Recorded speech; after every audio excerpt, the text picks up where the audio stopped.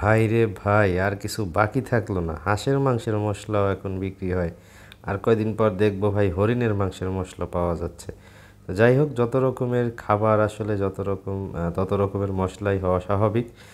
কারণ হচ্ছে এক এক রকম মাংসের এক এক রকম স্বাদ, এবং সেই সাথে আমাদের মশলার তারতম্য থাকে, 19-20 কোনোটা কম বেশি দিতে হয়। সেই অনুযায়ী আসলে এরকম রেডি প্যাকেট বানানো থাকলে খারাপ হয় না, আমরা জাস্ট মাংসের মধ্যে দিব আর খাবো, তাই না?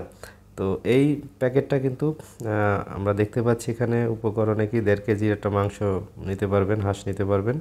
50 গ্রামের এই প্যাকেটটা নেবেন, একটু চিনি দিবেন, হ্যাঁ, তারপরে লেবুর রস, টক দই, তেল, তারপর সয়া সস। এখন এখানে যে কয়টা বলছে যে সয়া সস, লেবু, হ্যাঁ, টক দই, এগুলো কিন্তু আসলে খুব ম্যান্ডেটরি না। এটা আপনার স্বাদের জন্য দিতে পারেন, না দিলেও সমস্যা নাই।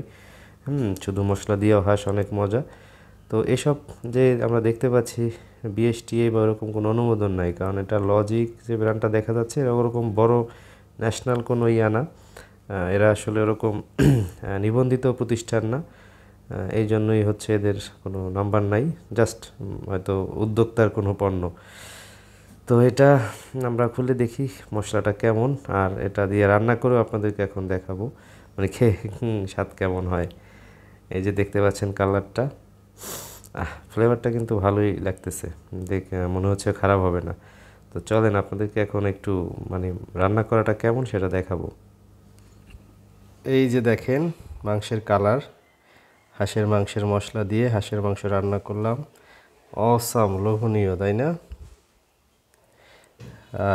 দেখেই মনে হচ্ছে এক পিস একটু খেয়ে দেখি। ঝোলটা দেখছেন?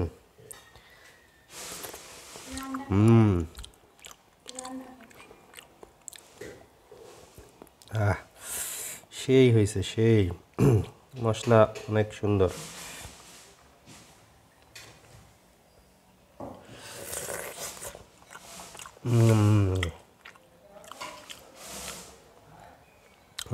খুব মজা, খুব টেস্ট।